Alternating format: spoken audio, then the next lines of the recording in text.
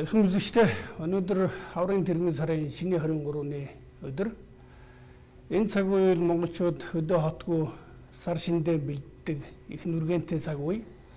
Удахгүй цагаан сар болно. Цагаан сарын дараа мал төлөх, хаврын тариалтын ажилгээд нүүр их ажлууд өрнөө. Монголын MNC телевиз, Монголын мэдээллийн телевиз хөгжлийн хүрд гэдэг нэвтрүүлгийг өнөөдөр эхлүүлж байна. Монголчуудын мянган жил эрхэлж ирсэн аж ахуй амьдралын цаг улирлын эргэлтэнд таарсан ийм хөгжлийн хүрд гэдэг нэртэй нэвтрүүлгийг өнөөдөр эхлүүлж, энэ нэвтрүүлгийн анхны зочноор Хүнсүдэ аж ахуйн сайд асан Монгол Улсын гавьяат эдийн засагч Даржаагийн насан жаргал, Монгол Улсын гавьяат мал зүйч Дуламсрынгийн Самдан Жамц нарыг урьж оролцуулж байна. Та бүхэнд өнөөдрийн мэндийг дэвшүүлье. Өнөөдөр бид хаврын улирлын энэ цаг үеийн монголчуудын ахуй амьдрал, ялангуяа мал төлөх, төл хүлээж авах, мачтын амьдрал, мачтын энэ цаг үеийн ахуй амьдралтай холбоотой мөн одоо өнгөрсөн болоод өнөөдөр ирээдүйд энэ мал аж ахуйн амьдрал монголчуудын одоо нийгэм эдийн засагт ямар хөө одоо үүрэг оролцоотой байсан, цаашид одоо хөгжүүлэх ямар боломж болцоо байгаа талаар ярилцах болно. Ингээд эхнийхээ асуултыг насан жаргал сайдад тавья. Монголчууд төлөөр баяжиж шөлөөр цаадна гэдэг сайхан үг байдаг. Өнөөдөр бид төлөөр баяжиж чадж байна уу? За тэгэхээр энэ сайхан нэвтрүүлгийг санаачилж явуулж байгаад баяртай байна. Ер нь бол Монгол Улсын эдийн засгийн хоёр тулгуур багны нэг нь яхарахгүй хүнсэд аж ахуй хөнгөн үйлдвэрийн салбар, ургадаг алт өсдөг одоо мал сөрөг түүнийхээ ашиг шимийг ашиглах асуудлыг бол бид нэн тэргүйнд бас нэг тулгуур зорилт болгож тавих ёстой. Тэгэхээр хаврын төл хүлээн авах ажил бол хаяанд татуулах нь. За ер нь бол төлөөрөө иждэг шөлөөр цаддаг таны хэлдэг үнэн. Тэгэхээр бид нар бол төл хүлээн авах бэлтгэлийг эртнээс сайтар хийж аль болох төлийнхөө өсөлтийн хувийг өндөр байлгах асуудал чухал байгаамаа. За ингээд цагаан сарын дараагаар төл хүлээн авах ажил явна. Урд нь төлөвлөгөөт эдийн засгийн үед бол төл хүлээн авах бэлтгэлийг эртнээс хангадаг байсан. За энэ дөр бол одоо тэжээл базаадаг, хашаа алхаа базаадаг, замун төл хүлээн авах байр саваа базаадаг. За тэгээд дээр нь бол одоо төл хүлээн авах ажил бас зөвхөн малчтын хүчин чадлаар хийдэг ажил биш учраас бас одоо төв суурин газраас за мөн одоо бусад хүн хүчийг бас дайчилж туслуулдаг ийм уламжилт ажилтаа байсан. За сүүлийн үед бол мал сөргөн маань нэлээд өслөө. Жилд хүлээн авах төлийн тоо бол нэлээд эрчимтэй өсөж байна. За энэ биднээс аваад үзэх юм бол бид нар бол бас мал сөрөг маань сайхан өсөж байгаа. Ийм одоо сайхан өдөр зураг харагдаж байгаа. За нөгөө талаасаа бид төлөө одоо бүрэн бүтэн өсгөх нэг талаасаа. За нөгөө талаасаа ер нь жилд мал сөргийнхаа чанарт анхаарч за төл хүлээн авахаас урд бүр одоо хээл төлөх хийх үеэс л одоо бид нар малын чанартаараа анхаарч одоо ямар сөргө сэлвэх үү, ямар үйлдвэрийн мал сөргийг төлөх үү, хөгжүүлэх үү, ямар чиглэлийн махны сүйний малыг хөгжүүлэх үү гэдэг юм бас уламжилтаа бодож явах асуудал бол нэг чухал асуудлын нэг гэж ингэж бодож байна. За төл хүлээж авахад мэдээж сүргийн бүтэц их чухал. Ер нь сүрэгт байх хээлтгч малын тоо толгой гэдэг нарийн судалгаанууд байдаг. Энэ талаар та одоо мал зүйчүүний хувьд таны хийсэн судалгааны ажлууд нэлээ байдаг. Та энэ талаар үзэгчдэд тайлбарлаж өгнө үү? За баярлалаа. За ер нь монголчуудын хувьд одоо жилийн дэрүүн улиралд бэлчээрийн мал аж ахуйгаа эрхэлж, түүнийг өсгөж, үржүүлж, ашиг шимийн ашиг хүртэж ингэж ирсэн ийм баялаг дуршлагтай болсон. Тийм учраас Монголыг бол бэлчээрийн мал аж ахуй орон гэж нэрлэдэг. За зүгээр ганцхан жишээ хэрхэд дэлхий дээр 3.7 тэрбум мал байгаа. Энэний 1.7% нь Монгол улсад байгаа. Нэгдүгээр. Хоёрдугаарт Монгол малынхаа тоогоор өхрөөс бусад малаараа бол дандаа 20-с дотгош байранд орсон. Ийм мал аж ахуйн орон гэдэг нь одоо мэдэгдэж байгаа юм аа. За мал сүргийг өсгөх, ашиг шимийг нэмэгдүүлэхэд хамгийн чухал зүйл бол сүргийн зохистой бүтэц байх ёстой. За сүргийн зохистой бүтэц бол сүүлийн жилүүдэд бас жаахан алдагдсан. За энэ нь бол одоо мал ховдотсон та нэгдүгээр холбоотой байх, хоёрдугаарт нь төр засгаас энэ малын сүргийн зохистой бүтэцийг хэвийн байлгахад бас төдийлөн анхаарахгүй энэ хөвдөл очихсан юм гэсэн ойлголт ийм хандлагаар хандж ийн гэсэн би ингэж ойлгож байгаа. За жишээлхэд ер нь сүргийн хамгийн зохистой бүтэцэл адуу өгөхөд л одоо нэг азар 2-оос 2.5%, гүү 30-аас 35% бараг 40 хөргмөр байна. Яагаад гэхээр одоо морь ундаг хүн байхгүй. Өсвөр адуу бол нэг 30-аас 35% байна. За цааш нь 40-аас 45% хөргөчгээд морьныхоо үзлэх хувийн жинг нэг 15-аас 20% болгоод тэгээд өсвөр адуугаа одоо эргэлтэнд, эдийн засгийн эргэлтэнд оруулах, бордох, мах үйлдвэрлэлийг нэмэгдүүлэхэд ашигламаар байгаа юм. Нэг юм байна. За хонин дээр ярих юм бол нэг 45-аас 50 орчим хувь нь хэлтгч мал байгаа. Энэнийг арай нэмэгдүүлээд 55-60 орчим хувь болгоо. Ямааг мөн адилхан. За өхөр ирнийн хэлтгчийн үзлэх хувийн жин хэтэрхий байгаа. Энэ доор хаяж нэг 50-55% хөргмээр байгаа юм аа. За тиймээ бол харин сүүлийн жилүүдэд овоо өсөж байна. Ер нь 1970-80-аад оны үед бол 600-аас 700 мянган тэмээтэй байсан манай улс. Тэгээд хэлтгчид сүргэд эзлэх хувийн жин бол ерөөсөө л нэг 23, 24, 25-аас гэтрэхгүй одоо 40 жил ингэж явж байна. За энийг бол одоо нэг цааш нь доор хаяж 30-35% хөргөчихвөл тэгэхгүй бол нэг тэмээ шин өнжиж төлөлдөг. Тийм учраас удаан өсөлттэй энэ хэлтгчийн эзлэх хувийн жин ингээд нэмээд өгчих юм бол тэмээний тоо нэмэгдэх ийм хандлагатай байгаа юм аа. Тэгэхээр сүргийн бүтэц гэдэг бол ер нь тухайн малын хэвийн доктортой эсэлтийг хангахад хамгийн чухал байр суурь эзэлдэг ийм зохистой бүтэцийг чухал хэрэгтэй байгаа. Энэ дээр ялангуяа манай хүнс хөдөөж хөнгө үйлдвэрийн яам за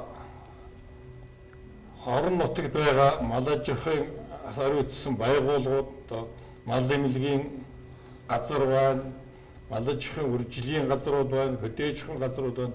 Эдгээр одоо тодорхой хяналт тавьж нутагт нь байгаа мэрэгжилтэнтэйгээ малчдтайгаа хамтарч энийг зохистой хэмжээнд оруулахад бол 2 жилийн ажил шүү дээ. Тэгээд болчих. Ер нь социализмын үед чинь за ямааны тоо толгой гэдэг бол нийт сүрэгтэй нэг 20 орчим хувь байсан байгаа. Одоо нэг 40 орчим хувь болсон байна. Тэгэхээр зөвхөн одоо мал хөвчлөгдсөн ард иргэдийн малчдын өөрсдийн одоо менежмент орох ёстой гэдгээсээ илүү бусад орнд энэ ямархуу байна. Жишээ нь Австрали, Нью Зеланд бол хон өхөр бол маш өндөр байгаа хэлтгчийн тоо хэмжээ.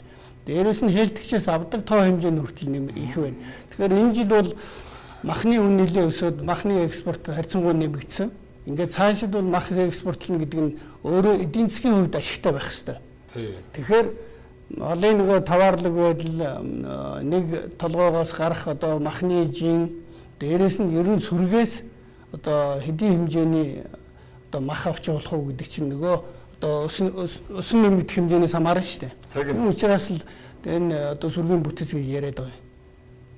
Сүргийн бүтэцээр үнэхээр их чухал ач холбогдолтой. Ер нь одоо хурганы мах үйлдвэрлэдэг гол оронч нь бол Австрали, Унгар энэ улсууд байгаа юм. За эдэн чинь бол ерөөсөө 90 мал гэж бараг байхгүй шүү дээ. Ерөөсөө хэлтгч 90 төгрөг байна. 78-аас дээш байна. Тэгэл тэр чинь эргэлт хэлтүүллээ, хургаа гаргаж ирлээ. Одоо хурга нь бол угаасаа хурдан өсөлттэй өндөр шимтэй юм мал учраас тэгэл 4.5 сартайд нь нэтлэл эргэлтэнд оруулаад тэгэл энэ Африкийн орнуудад Энэ юунд одоо Кувейт энэ улсуудад өгчөж шүү дээ. Тэдний чинь зөвхөн голуузан л 40-45 тэл голууз очиж байгаа шүү дээ. Дотор ирэхдээ орохгүйгээр.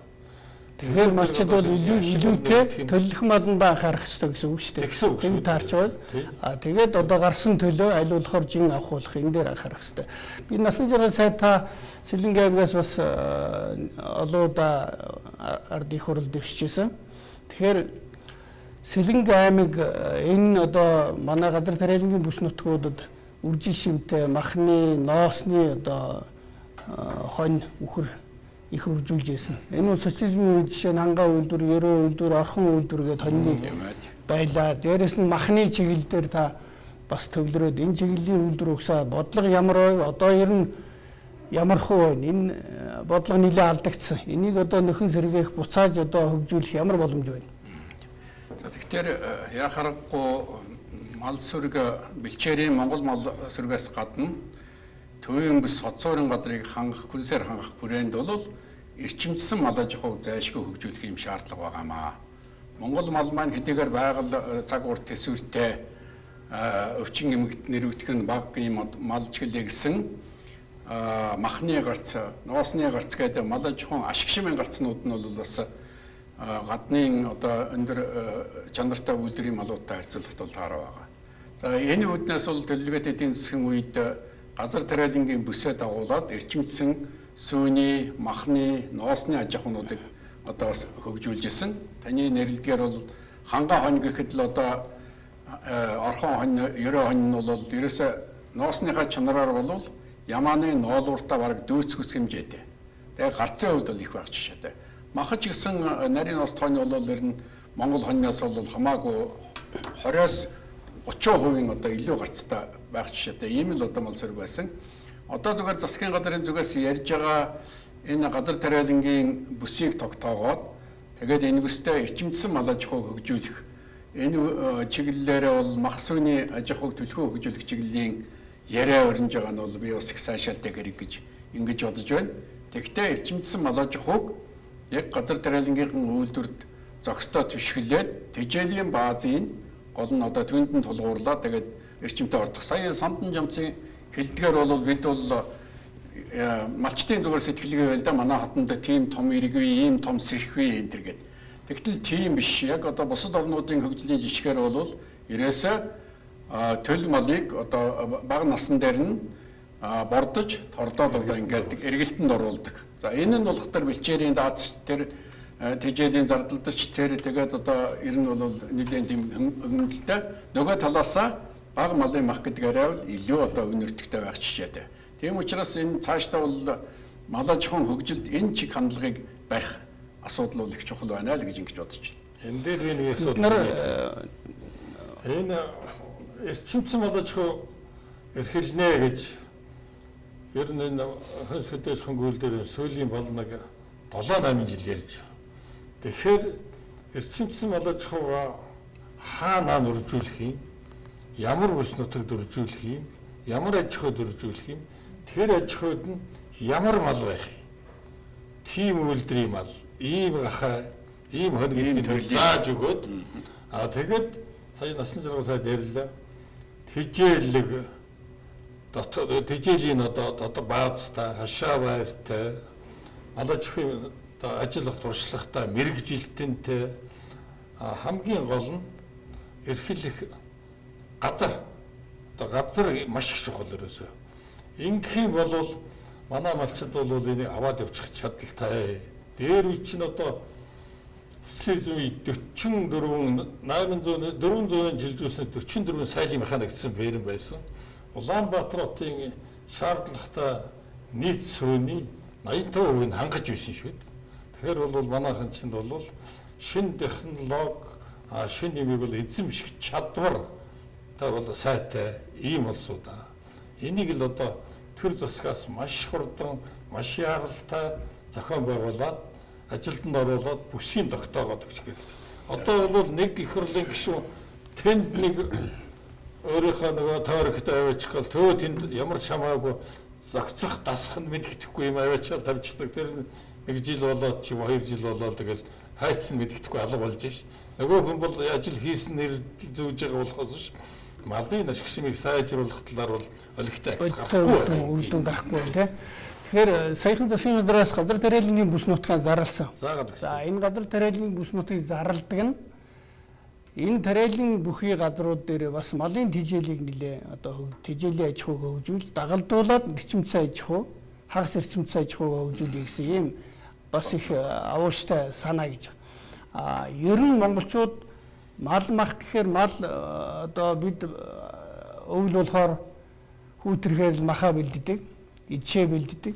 Мал мах иддэг, мал өөрөө бас иддэг гэдгийг ер нь бол мартчихад байгаа шүү дээ. Тэгэхээр малын тэжээл бэлчээр гэдэг бол онцгой чухал болчиход байгаа.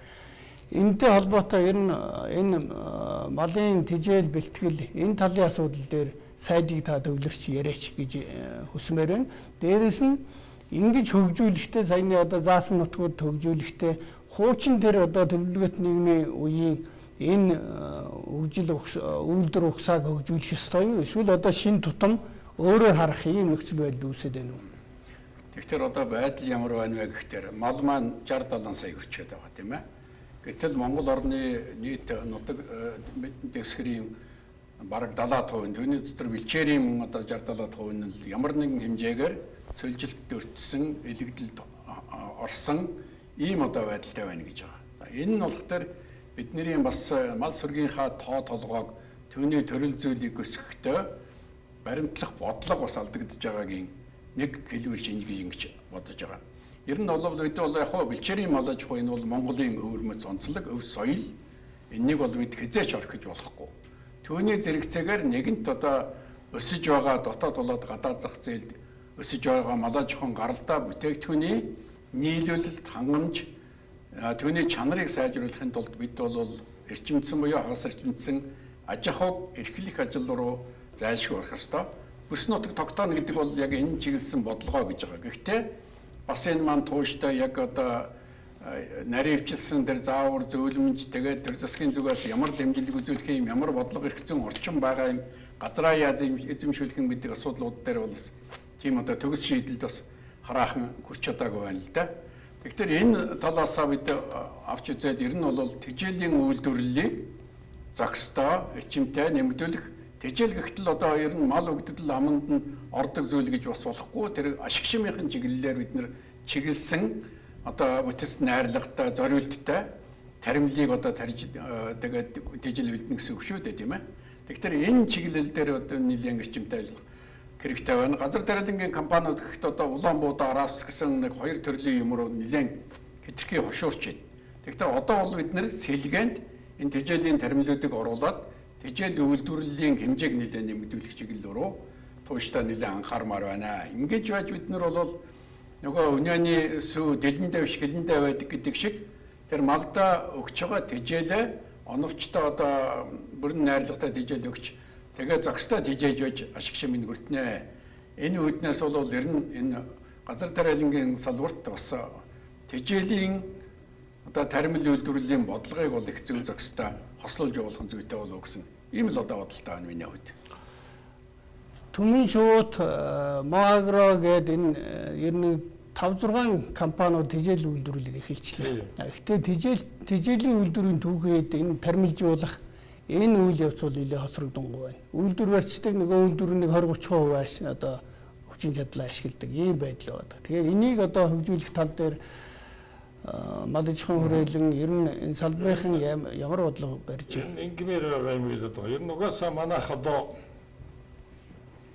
бэлчээрийн мал аж ахуйр хэлдэг учраас байгалийн хараат байдалд одоо ган зудвал болдгоор болон давтагдсан цөлжилтийн улам нэмэгдэх хандлагатай байна. Ийм учраас ганцхан байгалийнхаа бэлчээрийг шүтэх бишээ. Одоо таримл бэлчээр таримл одоо тэжээл ялангуяа услагаатай газар тариалан их нэмүү оруулах хэрэгтэй байна. Тэр насан турш сайдын хэлсэнд орсодог таримлын бүтцэнд энэ малын тэжээлийн ургамлыг төлхөө оруулж өгөхгүй бол одоо ерөөсөө нэг монопол хэдхэн юм л байна шүү дээ. Тэгэл тэрнийхээ үнд зохигдоод ингэж явдаг.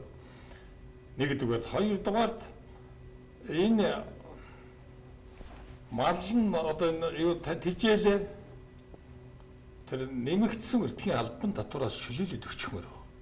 Тэгвэл тэрэнд чинь одоо бас нөгөө малчид дээр бөөн дарамт ирэхгүй тижээлээ худалдаж авахд ихээхэн боломжтой ийм байгаа юм. Нэгдүгээр, хоёрдугаарт нь тижээл ирнэ малыг бол одоо өөрийн ашиг шимийг шаардлагыг хангасан, баланссан, бүрэн найрлагатай ийм тижээлүүд л одоо чухал болоод байна шүү дээ.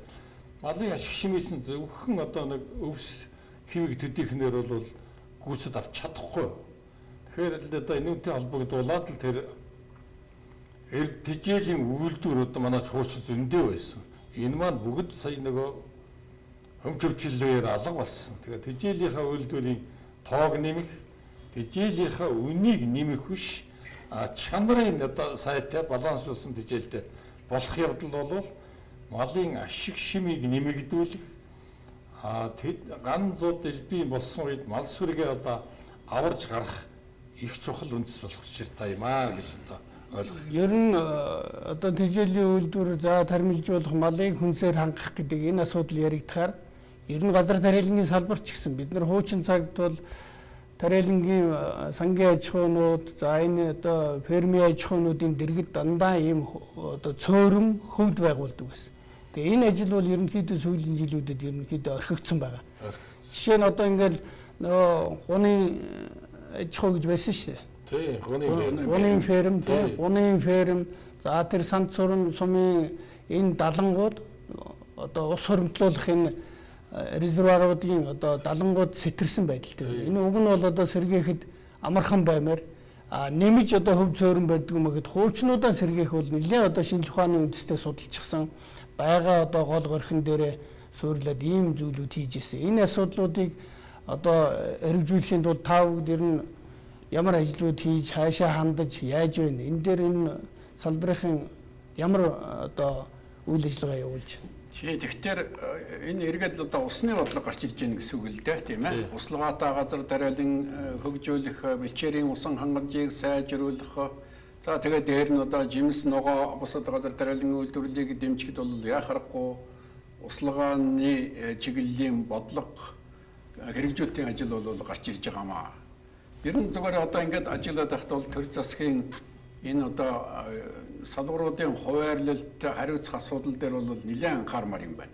Усны бодлого гэхтэл байгаль орчны яамж анхаарч хариуцж байгаа юм шиг, хөдөөж ахуй яамж анхаарч хариуцж байгаа юм шиг ингээд одоо 2-3 яамны дунд нэг бодлогыг ингээд тарамдуулаад орхичдаг. Тэгээ энэс болоод одоо бид нэр газар тариалангийн ч малаж ахуйн ч энэ услугааны усан хангамжийн асуудал бол орхигдоод явж байна л да. Дээр нь бүр байгаль хамгаалах асуудалтай ч энэ давхар өндөгдөд явж байгаа. Ер нь бол одоо бид нэр дэлхийд дахин дулаарлал болж байна, цөлжилт явагдаж байна. Тэгэхээр цаашдаа бол бид нэр аль болохоор услугаатай газар тариалан тэжээл үйлдвэрлэлийн чиглэлийн одоо энэ асуудал дээр бол төлхөө анхаарах хэрэгтэй. Тэгэхдээ бас нэлээд тийм үр ашигтай, эдийн засгийн үр ашигтай зохистой хэмжээнд нь энэнийг авч явахгүй бол хуучин тэр таны хэлдгээр бол маш олон сайхан услалтын системүүд байсан. Төрөвчээс нь зарим нь сэргэн засварлаж байгаа.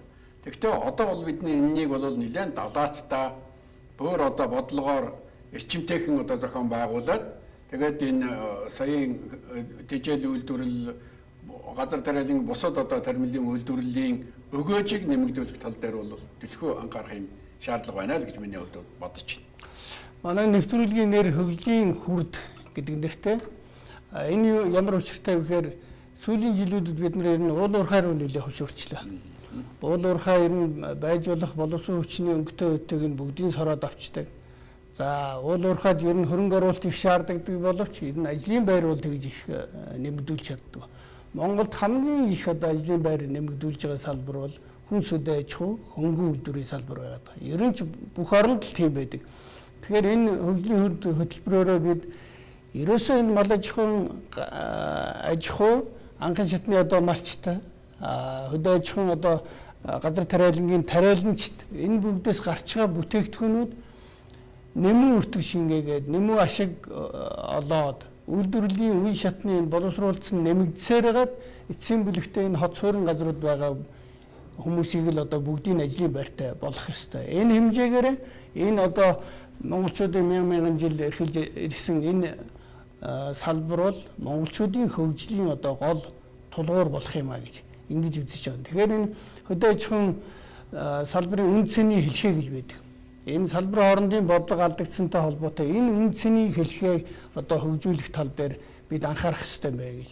Тэгэхээр өнөөдөр Монгол улсад саяхан хэд хэдэн хуулиуд батлагдлаа. Мал амтны эрүүл мэндийн тухай хууль, органик хүнсний тухай хууль, генетик нөөцийн тухай хууль. Тэгээ энэ бүхэн бол энэ одоо салбарыг хөгжүүлэх нэлээд таатай ийм нөхцөл үүсэж байна гэж үзэж байна. Социализмын үед бол бидний өнөөдрийн ярьдаг нөгөө үйлдвэр технологийн парк, кластераар хөгжүүлэх гэдэг юмнуудыг ер нь тодорхой хэмжээнд хэрэгжүүлээ явж ижээ. Тэгэхээр энэ бүгдийг өнөөдөр одоо энэ 21-р зуунд хэрхэн яаж хөгжүүлэх вэ? Бид нар юун дээр алдаад байна? Энийг цааш ер нь яаж хөгжүүлэх вэ гэдэг тал дээр сайд та эхлээд ингээ хариулаач. Тэгэхээр ерөөсө хамгийн гол асуудал тэр л дээ. Бид бол салбарыг хөгжүүлэхийн тулд эхлээд эрх зүйн орчин бодлого бол тодорхой байх хэрэгтэй. За тэр бодлогодоо бол бид нэр энэ салбарыг хөгжүүлэхэд хамгийн түрүүнд анхаарах асуудал юу байна вэ? За бид одоо татврын бодлогоор бусад одоо урамшууллын хөшүүргээр ч юм уу, эсвэл одоо хариуцлагын тогтолцоогоор ч юм уу, эсвэл одоо бусад энэтэй холбогдох бусад хуулиудын хүрээнд ухаандаа газрын тухай хуульч байдаг юм уу, өрс ортын тухай хуульч байдаг юм уу, эсвэл саяын хэлдэг малын эрүүл мэнд генетикийн тухай хуульч байдаг юм уу? Энэ хуулиудаар тухайн салбарын бодлогыг тодорхойлоод тэгээд тэрийгэ хэрэгжүүлэх ажил дээрээ бид нэр ямар чиглэл бодлого баримталж явах вэ гэд. Дээр нь бол хамгийн гол нь төлөвлөлт байна. Ер нь урд нь бол одоо төлөвлөгөөт эдийн засгийн социализмын үед бол 5 жилийн төлөвлөгөөтэй энэ хугацаанд юу хийх вэ, юунд хүрэх вэ гэдэг юм бодлого бол тодорхой ийм байдаг байсан. Саяхан одоо ерөнхий сайдын дэргэд аж үйлдвэрийн үйлдвэрчдийн бодлогын зөвлөлгээд байгуулад тэгээ энэ дээр бас нэг ингэхэд яриа хөөрэ боллоо л да. Үндэсний хөгжлийн газар дээр бол энэ чиглэлээр бол бас нэлээд ажлууд хийгдэж байгаа юм байна. Тэгэхээр одоо бид бол нэг талаасаа эрх зүйн орчноо бол улам тодорхой ойлгомжтой хэрэгжих боломжтой болгох нэг талаас. За нөгөө талаас түүнийг хэрэгжүүлэх төлөвлөлт бодлогыг бол одоо сайжруулах бас нэг онцгой анхаарах асуудал бол миний түрүүчийн хэлснээр салбар хоорондын уялдааг сайжруулах асуудал их чухал байна. Тэгж байж энэ асуудал маань хэрэгжиж байна. Тэгхгүйгээр одоо ухаандаа за зүгээр одоо боловсон хүний нөөцийн асуудал гал ингээл юм уу эсвэл эрдэмшлэгээ судалгааны ажил гэхтэр нь салбар нэг тусдаа нөгөө эрдэмшлэгээ судалгааны боловсролын яамд ч байдаг юм уу. За тэгвэл одоо сургах боловсруулах асуудал нь нэг хэсэг нь бол хөдөлмөрийн нийгэм хамгааллын яамны мэрэгжлийн сургалт байдаг ч юм уу. Иймэрхүү маягаар бид нэр энэ салбарууд хоорондоо уялдахгүй яамдууд чи ер нь зүгээр бидний үед ч гэсэн тиймэрхүү жижиг сажиг асуудлууд гардаг гэсэн одоо хараад байхад бол ерөөсөө л өөрийнхөө чиглэлийн нэг ажил үүргээ хуваарьтай асуудлыг жаахан ятцуу хүрээнд л одоо бариад ингээд хооронд нь уялдуулах асуудал бол их хангалт муутай яваад байна үү гэдэг ийм л юм харагдаж байна л да. Тийм учраас энэ бодлогыг л одоо зангидж их асуудал чухал байна гэсэн миний санаа бол ийм л байна. Ер нь бол мал таях юм гэж байдгүй. Тэгээ бүгдийг л одоо боловсруулдаг. Ер нь ч боловсруулж байсан. Тэгэхээр 90-аад он хүртэл ер нь малын ашиг шимгээд ер нь гарцуулах бүгдийг л одоо яс тоос амьсгалаас устын боловсруулдаг байлаа шүү дээ. Тэгэхээр одоо энэ хөдөө аж ахуйн салбарын үн цэний хэлхээгээд одоо бүх төвшөнд ингээд үйлдвэрлэлийг хөгжүүлэхэд одоо энэ яаж ажиллах ёстой юм? Сая одоо малын генетик нөөцийн тухай хуулиа гэж сайхан хууль гарсан. Энийг хэрэгжүүлэх одоо орон нутаг маш их ач холбогдолч анхаарал тавьж ажиллах шаардлагатай. Энэгээр бол одоо Монгол энэ яамандаа бол мал эмнэлгийн ерөнхий газар гэдэг тусдаа бие даасан агентлаг болоод босоо удирдлагатай болоод аймаг таач байна, сумандч байна. За нөгөө мал аж ахуйн үржил ашиг шимийн асуудал хариуцсан хүмүүс нь бол мөн адилхан яаманд одоо бас үржил бүртгэлийн бүтэн газартай аймагтай үржилийн албатай хөдөө бол хөдөө аж ахуйн дасагтай ийм болцсон байна. Тэгэхээр энэгээр мал ашиг шимийг нэмэгдүүлэхэд юу хийх вэ гэхээр хамгийн эхлээд хээлтүүлэгчээс эхлэх. Монголчууд хээлтүүлэгч мал сүргийн талаа гэж. Одоо болохоор яаж яах вэ гэхээр тэгээд дур хот дотроос зарим нь одоо засаагүй үлдсэн хорох шиг чинь хээлтүүлэгч болчихсон явж штэ. Ингээхийн тулд тэр хуулийн дээр зааснаар бог малынхаа төлийг одоо энэ жилээс эхлээд бүр энэ хаврын төлөлтөөс эхлээд одоо хамгийн сайн малтай айлуудаас нь ялгаад сонголт хийгээд ялгах хэрэгтэй. Ялгаад тэр мал аж ахуйн мэрэгжилтнүүд мэрэгжлийн байгууллагууд одоо төвлөрүүлээд өөрөөр хэлбэл хоц сохны суурьтай болно гэсэн. Тэрийг бол тэр сумын захиргаанаас одоо тусад нь бэлчээртэй болгож өгөх, нутагтай болгож өгөх, хариуц хамгийн сайн хүнээр томилуулах. Тэгээд тэндээсээ одоо нөгөө хэлтүүлэгч ашиглаад өнөөдөр энэ жил манайх ашигласан дараа нь эднийх гэхээр төрөл ойртох цус ойртох ийм асуудал байхгүй. Ингээд сүлжээгээр ашиглаад явах. Тэгээд тэрнээс гарсан төлөв нь ямар ашиг шим одоо ямар хөө хэмжээтэй байна вэ гэдэг дээр үнэлт өгнөлт өгөөд тэгээд дараагийн сүргээс илбэд ингээд явчих шаардлагатай байгаа маа. Ингэх юм бол мал ашиг шимийг сайжруулах нэг чухал асуудал байна. Хоёрдугаарт нь тэр бүртгэлжүүлэх ёстой. Бүртгэлжүүлэхгүйгээр зүгээр таамгаар ингээд явж болохгүй гэж. Дараа нь тэр насан туршийн сайдын түрүү хэлснээр бэлчээрийн асуудал ер нь одоо тийм сайн биш байгаа. Тэгэхээр бэлчээрийн тухай манай төр засаг лав 10 гаруй жил ярьсан. Хуулийг батлаад өгчихмээр байна. Хууль батлахтаа бол ийм хоёр санаа байдгийн бий бол тэр эрдэмтсэн мал аж ахуйн эрхэлсэн улсуудад нь бол цөөн жилээр тэр газрын эзэмшүүлээд өгчих хэрэгтэй. Бусад газрууд нь бол одоо тэр малчид мал өрхийн иргэдэнтэд бол тэр нөхөрлөл, хоршоо, одоо айл саахалдаар нь тэр амаар нь юм уу нүгээр нь бол ашиглуулах. Тэгэхээр чин зэрэг тэр бэлчээр шин сайжруулах талаар тэр хүн чинь юм бодно шүү дээ. Бүр эзэмшүүлч бол манай чинь бэлчээрийн мал аж ахуй учраас зуд дорхон болон цаг агаар муудна нэгнийхээ нутгаар дамжиж нөгөө тийшээ гарах болно. Ингэхээр зэрэг бол гих мэт нэг хоёрдугаарт нь бэлчээрийг одоо төлбөртэй болох. Бэлчээр ашигласан төлбөртэй болох юм. Ингүүл тэр хүн чинь тэр дур дураараа зөвөр өнөөдөр нөгөө л тэр дорнтод очиод буучдаг, маргааш эргэж ирээл хинтэр ороод ирдэг. Тэрнэгээрээ дамжаад малын өвчин юм гэж тарааж мэднэ. Энэ дээр бол нэг ийм юм тогтооход өгчихвэл маш их холбогдолтой болно. Та малын ашиг шин бол малын бүртгэлийн талаар их чухал асуудал өндлөө. Тий. Уг нь нэлээд хэдэн жилийн өмнө мал эмгжүүлэх гэж чухал аяа явж исэн. Тэгээд энэ бол одоо чанаргүй эмэг нийлүүлснээс болсон уу ямар нэг байдлаар энэ тасалдаад тэгээд сүүлийн 3-4 жил бол ерөнхийдөө бол орхигдсон байж. Зүр зогссон. Тэгэхээр бид нар өдөр аж ахуй яам бол ямар бодлого барьж исэн гэхээр малаа эмгжүүлээ. Гэхдээ ер нь эцэг малаас таны хэлдгээр эцэг мал бол заавал бүртгэлтэй байна. Дээрээс нь энэ хот суурин газруудын малыг бол зайлшгүй яаралтай бүртгэлжүүлэх ёстой байна. Ингээд энэний дараа бол ер нь шин төлөж байгаагаас эхлээд жил болгон бүртгээд байх юм бол нэг 3-5 жилийн дотор бол бүх мал бүртгэлтэй болчих юм а гэж. Одоо ямар нөхцөл байдал ямар байна гэхээр нэг цөөн хэдэн бүртгэлжсэн. Ихэнх нь бүртгэлжээгүй учраас тэр хооронд одоо ямар үржил селекц явж байгаа, ямар одоо холио явагдаж байгаа, шилжиж төлөвлөгөө нь ямар байгаа, хэдэн заалагдсан, ямар байдалтай байгааг ерөөсөө нөхцөл байдлыг бол хэн чадахгүй. Хяналтнаас гарцсан. Тэгэхээр бид нар социализмын үед санаж байхад нэг төмөр эмгэнүүд бүх малд хийцэн байдаг байсан. Тэр үед бол одоо ямар хуцнаас одоо олсон төлөв те гарал үүсэл нь ямар өвжлийн одоо ямар үйлдвэр юм гэдгийг бол тодорхойлно шүү дээ. Өнөөдөр бол одоо ямар үйлдвэр өгсөн өөрөө эцэг их нь тодорхойгүй. Хаанаас яаж олдсон бэ гэдэг нь тодорхой. Энэ бол өөрөө цаашид ер нь генофондын одоо нэлээд нөлөөлөх, үржил ухсаа жаахан хөгжүүлж байгаа энэ үйлдвэр ухсаануудаа алдах нэлээд тийм хортой нөлөөлөлтэй гэж ингэж хараад байна. Энэ талаар та мал зүйчийн хувьд энэ талаар бол энэ өдөр нь ерөөсөө мал аж ахуйн үржлийн ажилд сайжруулахад тол гэдэг үржлийн ажлын тол нь бол бүртгэлээ гэж одоо бол дэлхийн нийтээр ингэ хүлээн зөвшөөрөгдсөн юм байна. Тийм учраас одоо тэр орон нутагт байгаа мэрэгжилтэн хүрэлцэхгүй байвал тэр бүртгэл хөтлөхөд тэр орон нутагт байгаа чөлөөнд гартсан дуршлагатай ахмад дамал зөрчид улсууд тэдний гэрээгээ төр авч ажиллаж болно. За урд нь бол тэр эцэг малын одоо гэрчлэгээ гэж байсан, үржилийн гэрчлэгээ. Гол их малын гэрчлэгээ гэж байсан. Тэгээд тэрнээс гарсан нэг төлөвлөдөө бүртгэлжүүлээд ингээд явцдаг. Энэ бол улс дээр нэг сүртэй хийхгүй гэж гисэн.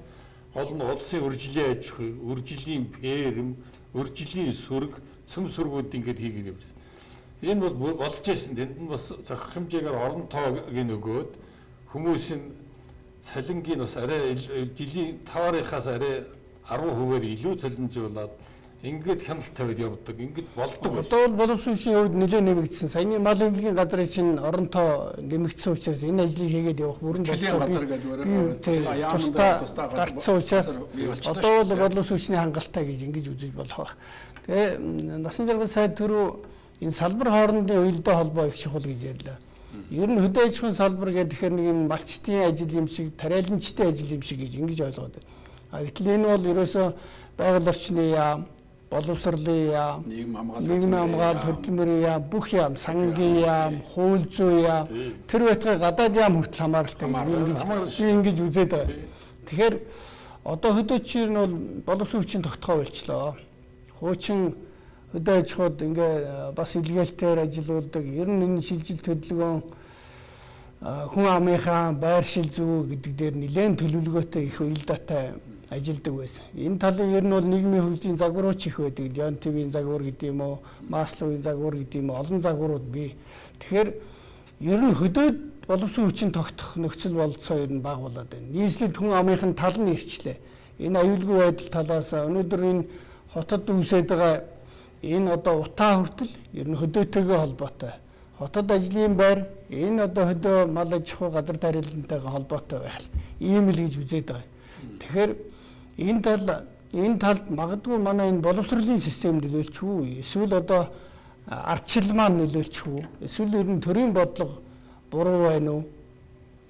За ер нь таны хэлдэг зөвлөдөө бид одоо эдийн засаг үйлдвэрлэл хөдөө аж ахуйн талаар ч юм уу төлхөө яриад цаана нь тэрнийг хөдөлгөж байгаа хүнийхээ асуудлыг одоо ард түмнийхээ цаад одоо ажил хүчнийхээ асуудлыг бол арай жаахан дутмаг яриад байна үл гэж ингэж ойлгоод байгаа юм л да тийм ээ.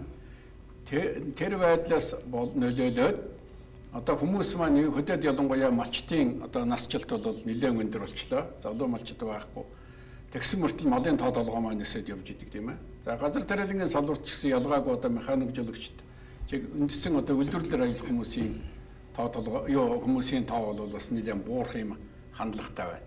Тэгэхээр орон нутагт хөдөөд тэр хүмүүсийг тогтвортой ажиллах, таатай ажиллах, тэгээд тэрнийг бэлтгэхэд нь төрийн бодлого бол нэлээд тийм онцгойлон авч үзэх шаардлага байна гэдэг гэсэн юм бодол байна л да. Зүгээр мэргэжлийн сургууль үйлдвэрлэлийн төвүүдийн ийг чадваржуулах талаар, сургууль үйлдвэрлэлийн төвийн сургуулийн чанарыг сайжруулах талаар бол гадаад дотоодын төсөл дээр ярьж л байна. Гэхдээ энэ бол бас тийм хангалттай одоо шийдэл бас хараахан болохгүй байна л гэж ингэж бодож байна л да. Энэ одоо зүйл дээр нэлээд төлхөө анхаармаар юм уу? Таны хэлдгээр одоо хүмүүс хот суурин газар энэ одоо зах зээлийн харилцааны шилжснээс хойш дийлэнх нь нүгэд ороод нэг хэсэг нь бол одоо малаазууданд хөлчөөд ирлээ, нөгөө хэсэг нь бол бас арай жаахан зах зээл төлхөө ойр гэдгээр нь нүгэд ороод ирлээ, ах トゥ угаа татаад ороод ирлээ. Гэт одоо бол бид нэр айлуулахаар эргүүлээд хөдөө орон нутг руу энэ хүмүүсийг хөдлөх боломж юу байна вэ? Социализм үед бол Монголын өсөлт залуучдын хэвлэлийн байгууллага гэж байсан залуучуудыг илгээлтээр тэр одоо чухал салбаруудад мал аж ахуй, газар тариалан, за эрдэнэчгээд одоо бус бүтээн байгуулалт руу ингээд гаргадаг, урамшуулдаг, хөшөөр болгодог, сайн ажиллахтаар нэргүүлээд боловсрол мэдлэгийн дэвшлэх талаар бол дэмжлэг үзүүлдэг юм байсан. Одоо зүгээр бас нэг ажиллаж байгаа юм бол хэд одоо бид боловсрол чанаргүй боловсролын хойноос хөөцөлдөд байна. Хүүхдүүдэд айлуулахаар суур мэдээж ерөнхий боловсрол олгох зүйтэй. Тэрний төлөө жишээлбэл 6 настай сургуульд орж байгаа хүүхдийг их нь аваа сумын төв дээр суудаг, аав нь хэдэн малтайгаа одоо тэгээд өдөө байж идэг. Иймэрхүү маягаар одоо тэр гэр бүлийн доктор суурьшил талаасаа ч за хүн амын хөдөлмөр хангамжийн талаасаа ч бас нэг нэлээд бодууштай зөрчилтэй ийм асуудлууд бас нэлээд байна уу?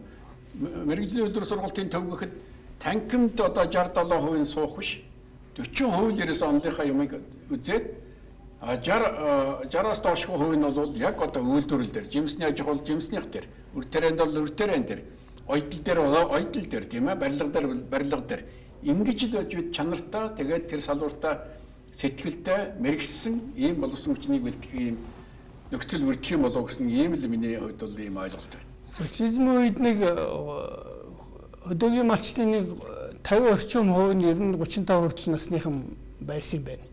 Өнөөдөр бол нэг 30% дөнгөж гарахтай үгүйтэй байна. Тэгээд залуучууд ерөнхийдөө хот руу их тэмүүлж байна л да. Гэтэл өнөөдөр яг социализмын үе шиг за залуучуудын хөдөө явуулаа гэдэг эдгээр чи явахгүй.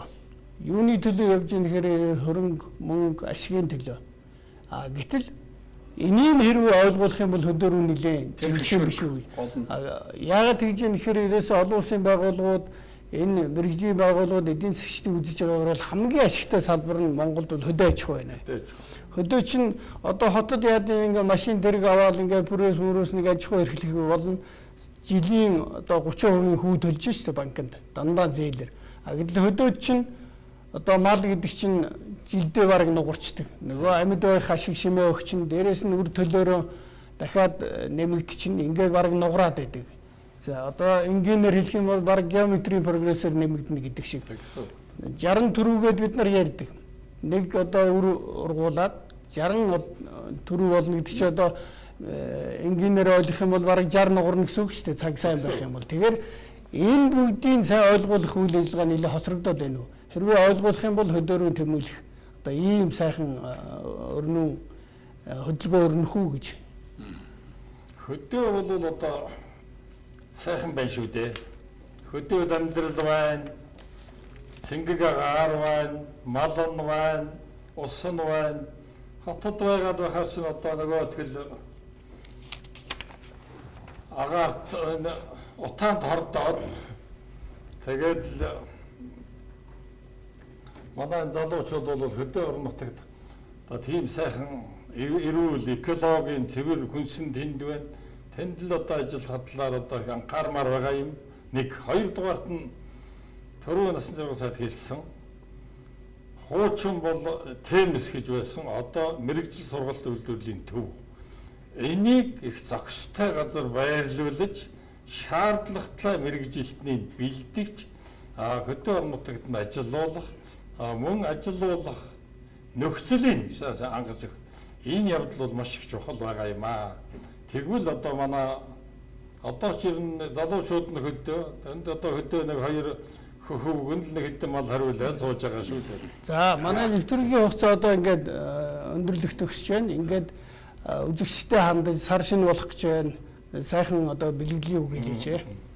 За тэгээд яг одоо сар шин цагаан сарын босхон дээр энэ хөгжлийн хүрдгсэн сайхан нэвтрүүлгийг Монгол түмэндээ түүний дотор ялангуяа хөдөө аж ахуй хөнгөн үйлдвэрийн чиглэсэн энэ сайхан нэвтрүүлгийг одоо эхэлж байна. Тэгээд та бүхэнд сар шинд сайхан шинэлж за эдийн засгийн маань гол тулгуурласан хөдөө аж ахуй хөнгөн үйлдвэрийг хөгжүүлэхэд хүн бүгд хүчин зүтгэж хувь нэмрээ оруулж ингэж ажиллах одоо санаа өөртөлж ажиллаач гэдэг ийм сайхан уриалгыг та бүхэнд дэвшүүлж байна. За одоо энэ сайхан нэвтрүүлэг байна.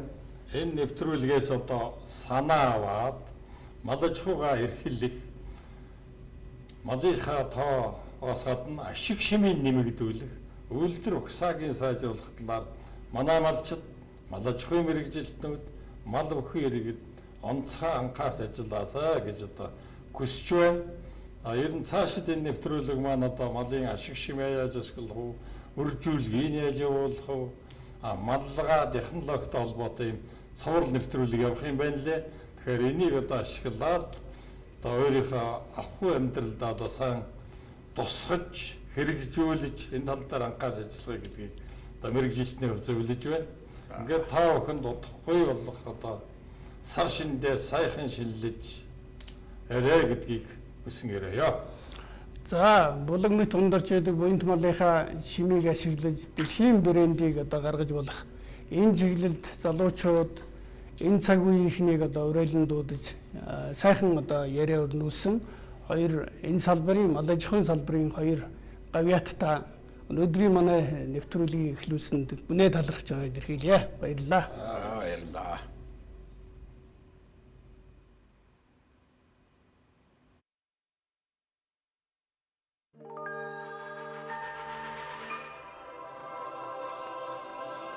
байна.